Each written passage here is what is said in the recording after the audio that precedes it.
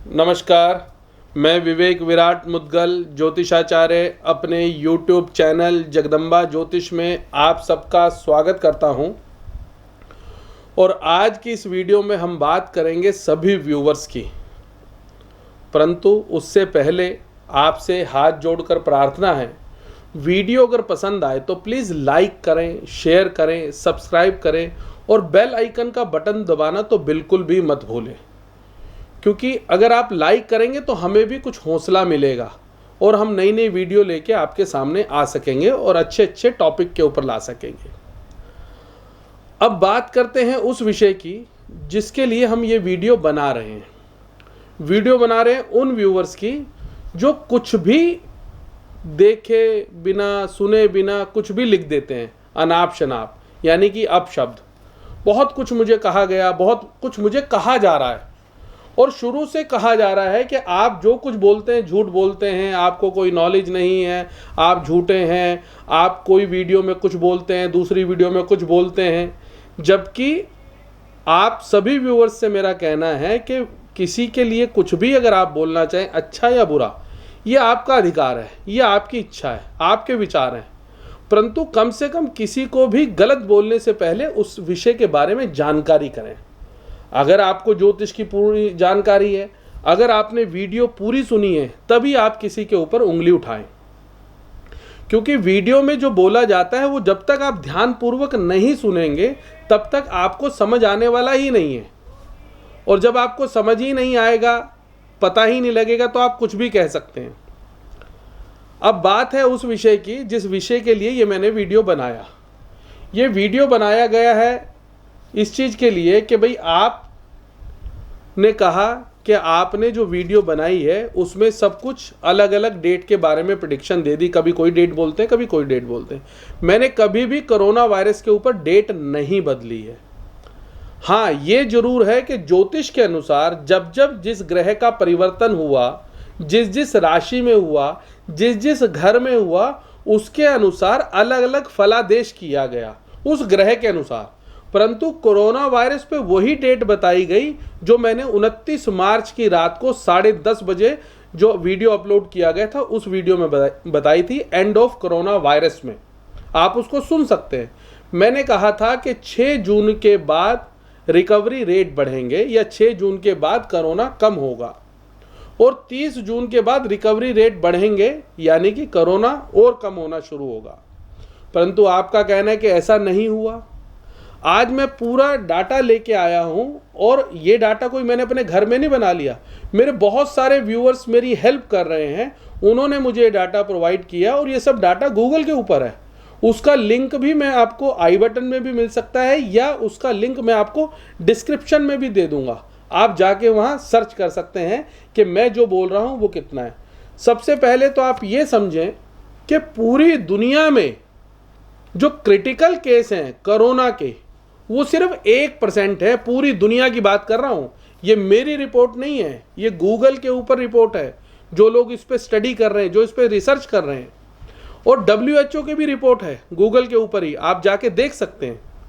और क्योंकि हम बात कर रहे हैं अपने भारतवर्ष की, तो जिस दिन से भारतवर्ष के अंदर ये कोरोना नाम की बीमारी आई और जब से इसके टेस्ट प्रारंभ हुए, शुरू हुए, तो टोटल जो टेस्ट हैं हमारे देश में वो आज तक, यानी कि 13 जुलाई तक का ये मेरे पास डाटा है, 1,18,06,256 टेस्ट हुए हैं कोरोना के। परंतु इनमें पॉजिटिव कितने निकले ये अलग बात है, टेस्ट इतने हुए हैं। अब इनमें जो टेस्ट में कोरोना पेशेंट आए हैं हमारे भारतवर्ष में, वो आए हैं 8,89,397, यानी कि 8,89,397 ये हमारे पॉजिटिव केस आए अब तक, जब से ये टेस्ट प्रारंभ हुए। इनको समझने का प्रयत्न करना, तभी आप कुछ बात बोलना, तभी आप उसमें कुछ अपना कमेंट्स लिखना, जो भी आपकी समझ हो, जो भी आपने रिसर्च की हो। इसमें से रिकवरी केस कितने हैं हमारे पास? 5,60,472 रिकवरी केस हैं। 8 लाख 89,000 में से। तो आप सोचें कि टोटल रह गए 5,60,472। अब इसमें से टोटल एक्टिव केस कितने हैं कोरोना पॉजिटिव, वो हैं 3,05,690। ये टोटल एक्टिव केस हैं हमारे देश में अब तक के, यानी कि 13 जुलाई तक का डाटा है मेरे पास। और इसमें क्रिटिकल सीरियस केस कितने हैं? क्रिटिकल सीरियस केस हैं 8,944। सिर्फ कितने? 8,944 एक्टिव केस हैं हमारे पूरे भारतवर्ष में, जो कि सीरियस केस हैं।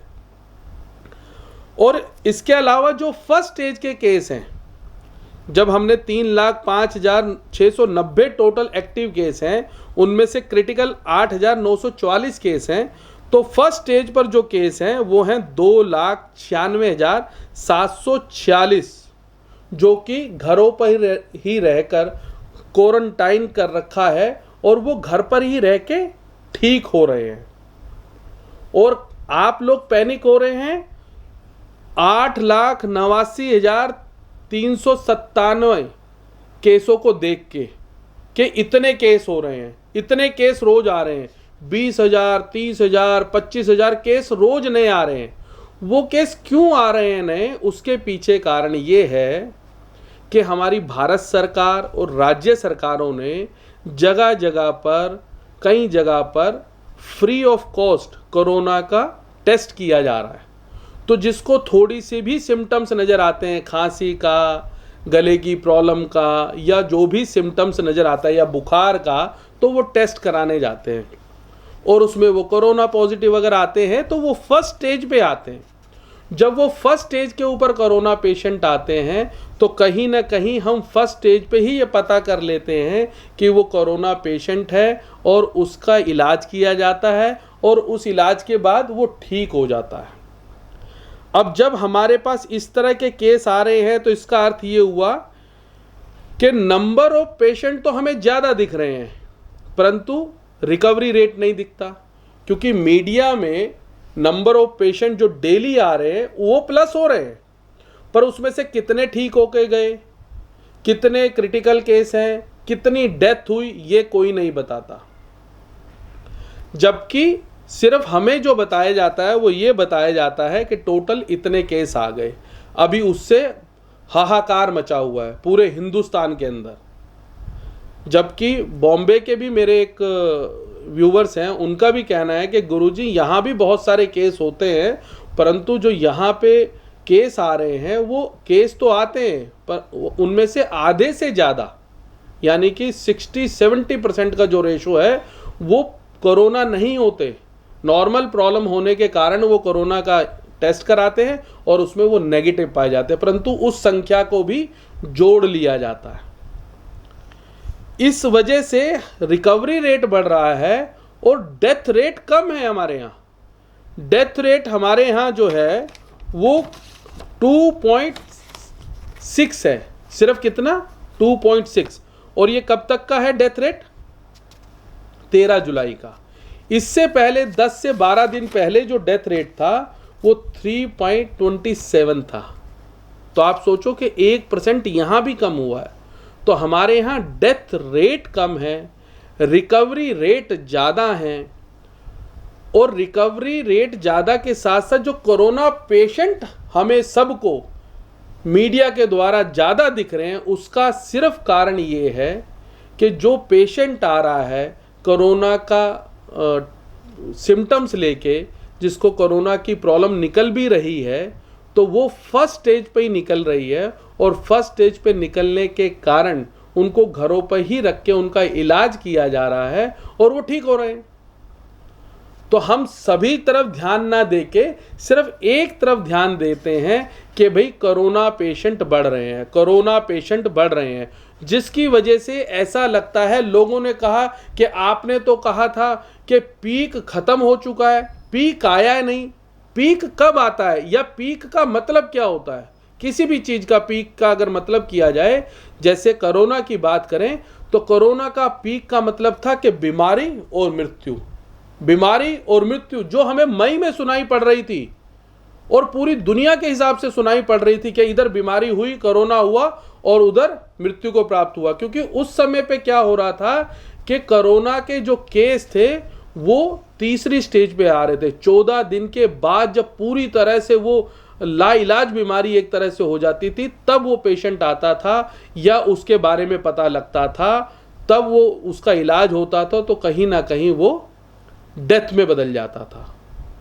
तो जो पीक था वो मई में सुनाई देता था, और आज का जो समय है इसमें हमें रिकवरी रेट सुनाई दे रहा है। बेशक हमारे पेशेंट बढ़ रहे हैं, परंतु रिकवरी रेट की वजह से डेथ रेट कम हो रहा है और कहीं ना कहीं उसकी परसेंटेज गिर रही है।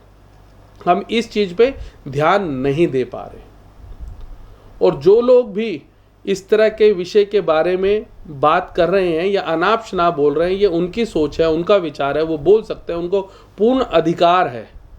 परंतु बोलने से पहले, लिखने से पहले थोड़ा सा स्टडी करें, और उसके बाद फिर अगर आप कुछ बोलेंगे तो बोलना आपका कहीं ना कहीं सत्य प्रमाणित होगा। वो लगेगा कि हाँ भाई सही कह रहे हैं। आप सिर्फ एक चीज़ पे ना बोलें। इसी तरह की वीडियो लेके मैं फिर आपके सामने आऊँगा। तब तक के लिए मुझे इजाज़त दें। नमस्कार।